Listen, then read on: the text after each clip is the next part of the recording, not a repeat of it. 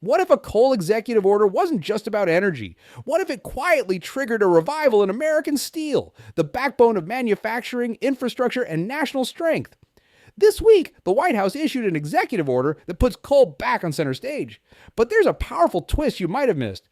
On paper, it's a pro-coal energy directive aimed at reducing regulations, boosting exports, and powering AI data centers with abundant American coal. But dig deeper, and Section 9 stands out.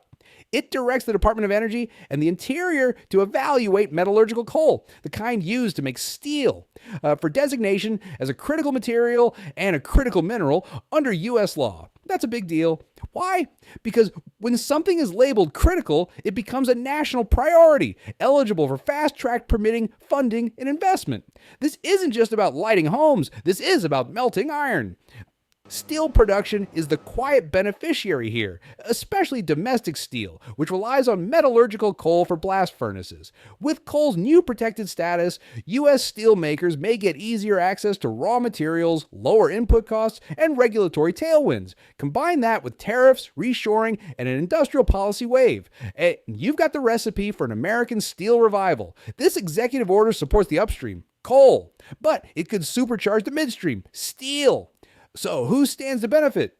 Look at steel producers like U.S. Steel and Nucor, both heavily domestic and both poised to benefit from cheaper, protected access to coal. Then there's coal miners like Arch and BTU, who specialize in metallurgical coal. If steel demand rises, so does the value of their supply. And if you want broader exposure, SLX, the steel ETF, tracks the global steel industry. But U.S. producers make up a strong chunk.